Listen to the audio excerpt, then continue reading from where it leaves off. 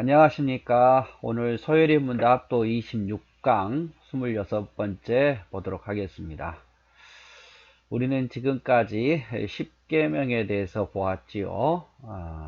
그러나 여러분 10계명을 다 지킬 수 있겠습니까? 어렵죠.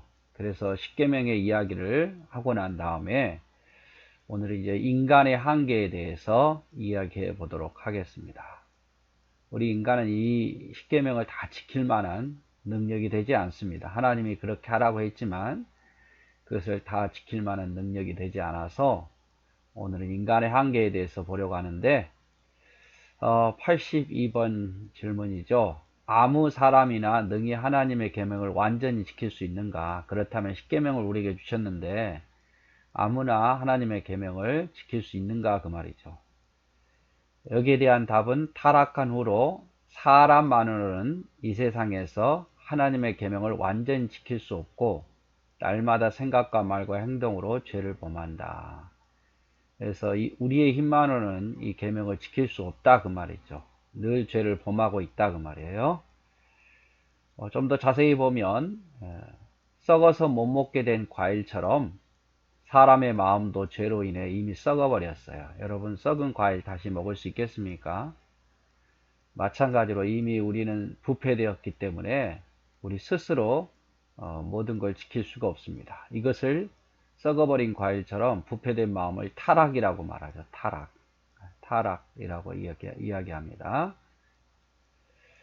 타락한 마음으로는 정상적인 삶을 살 수 있다 없다? 없습니다. 타락한 마음을 가지고는 정상적인 삶을 살 수 없죠.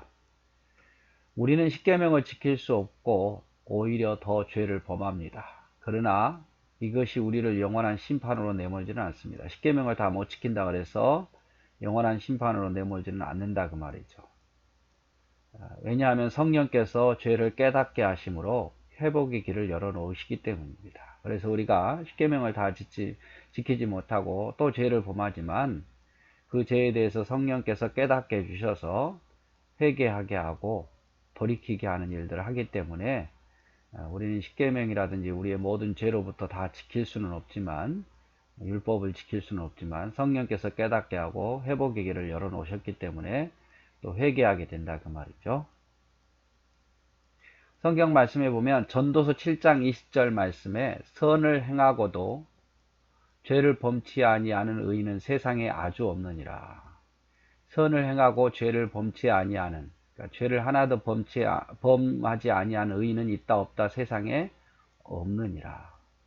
요한일서 1장 10절 만일 우리가 범죄하지 아니하였다고 하면, 여기 우리는 믿는 사람들이요, 믿는 사람이 죄를 범하지 않았다고 하면 하나님을 거짓말하는 자로 만드는 것이니 또한 그의 말씀이 우리 속에 있지 아니하리라.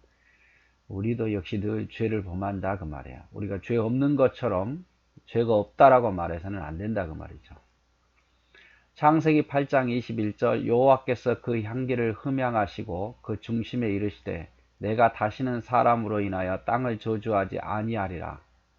이는 사람의 마음에 계획하는 바가 어렸을 때부터 악하기 때문이다. 어렸을 때부터, 아주 어렸을 때부터 사람의 마음은 악하다 그 말. 내가 전에 행한 것 같이 모든 생물을 멸하지 아니하리라. 원래 인간은 태어날 때부터 악해요. 죄를 가지고 태어나기 때문에.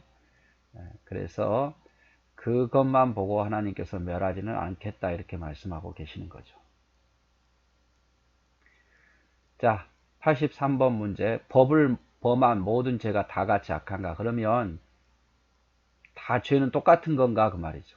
아니라고 말합니다. 어떠한 죄는 그 본질과 여러 가지 얽힌 끝이 있으므로 하나님 앞에서 다른 죄보다 더 악함이 있다. 어떤 죄는 더 악한 죄가 있다 그 말. 똑같은 죄라 할지라도 죄라 할지라도 다 똑같지는 않다 그 말입니다. 자, 어떤 죄는 다른 죄보다 더 심각한 범죄가 있습니다. 고의적으로 짓는 죄는 실수로 짓는 죄보다 더 크지요. 죄는 죄인데 고의적으로 짓는 죄가 더 크다 그 말이에요.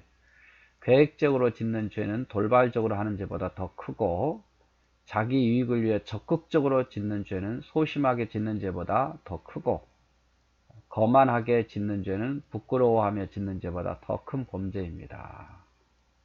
그러므로 최선을 다해 거룩한 삶을 살아야 됩니다. 뭐 우리는 죄를 짓기 때문에 뭐 괜찮다, 뭐 어차피 우리는 망했다 이렇게 생각하지 말고 큰 죄가 있고 더 작은 죄가 있기 때문에 최선을 다해서 거룩하게 살려고 노력해야 된단 말이에요. 거룩하게 살려고. 그리고 이제 말씀 볼까요? 에스겔서 8장 15절 말씀. 그가 또 내게 이르시되 인자야 내가 그것을 보았느냐? 너는 이보다 더 가증한 일을 보리라. 예. 지금도 죄가 있지만 에스겔 선지자가 볼 때 죄가 많았지만 더 가증한 더 큰 죄도 있다 그 말이에요.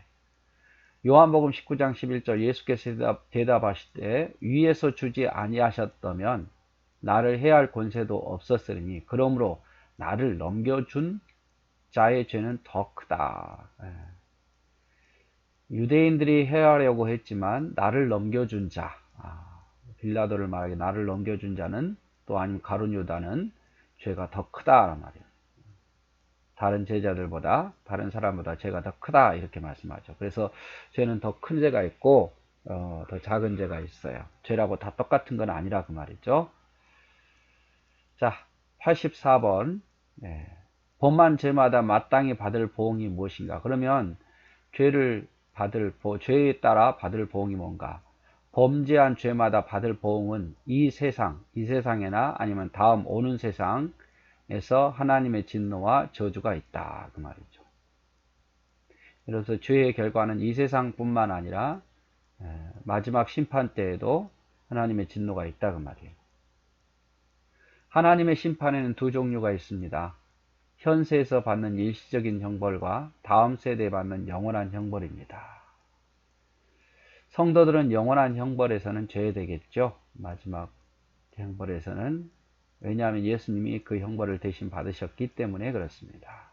그래서 우리는 이 땅에서 죄를 범하면 이 땅에서는 하나님께서 우리를 사랑하다 어떤 심판을 안 내린 게 아니에요.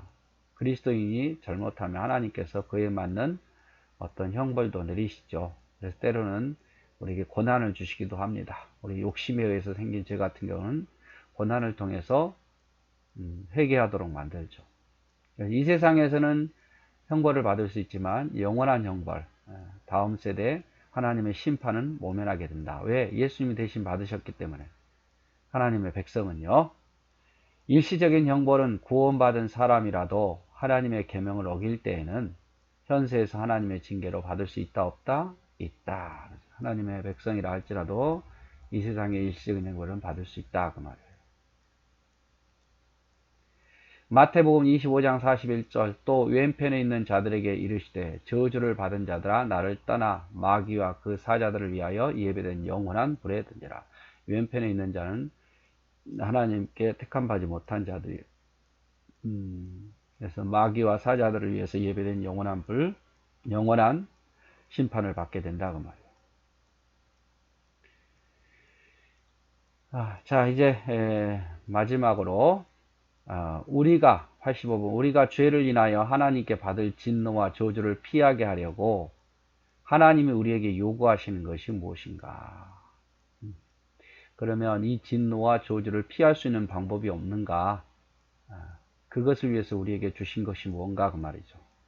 우리가 죄를 인하여 하나님께 마땅히 받을 진노와 저주를 피하게 하려고 하나님이 우리에게 요구하시는 것은 예수 그리스도를 믿는 것, 그리고 생명에 이르는 회개, 그리스도가 우리에게 구속의 유익을 전하는 여러 가지 나타나는 방법을 그것을 힘써 사용하라 그 말이에요.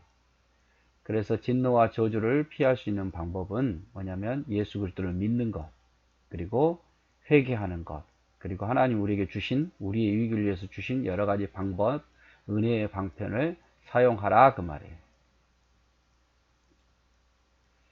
자, 은혜의 방편 이제 다음 시간부터 계속 보려고 하는데, 즉 다시 말한다면 우리가 죄 짓지 않게 하기 위해서 하나님께서 우리에게 주신 선물이에요. 이거를 적극적으로 사용해야죠. 이걸 사용하지 않으면 우리는 죄를 이길 수가 없어요. 우리 그리스도인만 죄를 범하는 거죠. 그래서 죄를 덜 범하기 위해서 하나님께서 우리에게 주신 은혜의 어떤 방편들이 있어요. 그래서 내적인 방편이 있고 외적인 방편이 있는데 믿음, 첫째 믿음을 주셨어요. 그래서 믿음으로 죄를 이긴다 그 말이에요. 근데 이건 내적인 방편이죠. 보이는 게 아니에요. 믿음은. 그래서 첫째 믿음이고 내적인 방편이고 예수님 때문에 영원한 형벌이 면제되었다. 되었음을 아는 자들은 두려움 없이 감사함으로 십계명을 지켜야 됩니다. 믿음으로 지켜야 된다고 말이에요. 두 번째는 회개예요. 이것도 내적이죠. 회개는 보이는 게 아니지 않습니까? 하나님은 정직하게 자기 잘못을 인정하는 자들을 용서하시고 진노와 저주를 거두어 주십니다. 그래서 우리가 죄를 지을 때마다 회개해야죠. 그러면 하나님의 은혜가 내리시는 거죠. 그래서 믿음으로 회개함으로 우리가 어떤 죄로부터 우리를 더 지킬 수 있습니다. 그 다음에 이제 외적인 방편이죠. 하나님 주신 외적인 방. 이거는 우리 눈에 보이는 거예요. 자, 은혜의 방편인 말씀을 통해서 우리가 죄를 더 효과적으로 이길 수 있고 우리를 지킬 수 있고 또 성례, 세례와 성찬을 통해서 그것을 통해서 우리의 또 죄로부터 또 사탄으로부터 우리를 지킬 수 있고 기도함을 통해서 우리를 죄로부터 지킬 수 있습니다. 그래서 외적인 방편이죠. 말씀, 성례, 기도를 통해서 우리가 죄로부터 더 멀리 할 수 있고 하나님의 이런 은혜의 방편을 통해서 우리를 지킬 수 있다 그 말이에요. 자, 사도행전 20장 21절 유대인과 헬라인에게 하나님께 대한 회개와 우리 주 예수 그리스도에 대한 믿음을 증거한 것이다. 그래서 유대인과 헬라인들에게 뭘 정했습니까? 회개하라는 것, 또 믿으라는 것. 이것을 통해서 은혜의 방편이기 때문에 내적 은혜의 방편이죠. 잠언 2장 1절 5절 내 아들아 내가 만일 나의 말을 받으며 나의 계명을 내게 간직하며 내 길을 지혜에 기울이며 내 마음을 명철에 두며 지식을 불러 구하며 명철을 얻으려고 소리를 높이며 은을 구하는 것 같이 그것을 구하며 감추는 보배를 찾는 것 같이 그것을 찾으면 여호와 경외하기를 깨달으며 하나님을 알게 되리라. 이게 말씀이죠. 은혜의 방편 말씀을 통해서 깨닫게 된다 그 말이에요. 이사야서 55장 3절 너희는 귀를 기울이고 내게 나와라 들으라 그리하면 너희의 영혼이 살리라 내가 너희에게 영원한 언약을 세우리니 곧 다윗에게 허락한 확실한 은혜니라. 이것도 말씀이에요. 말씀을 가까이 하면 이게 은혜의 방편이 된다 그 말이죠. 예, 그래서 오늘 결론을 좀 내리면 우리가 십계명을 주었지만 우리 스스로 인간은 한계가 있어서 다 지킬 수 없다 그 말이에요. 스스로 지킬 수 없어요. 그래서 하나님께서 우리에게 주신 은혜의 방편들이 있는데 그것이 뭡니까? 믿음, 회개, 그리고 하나님의 말씀, 성례, 기도를 통해서 이것들을 더 잘 지킬 수 있는 힘을 준다 그 말이에요. 네, 감사합니다.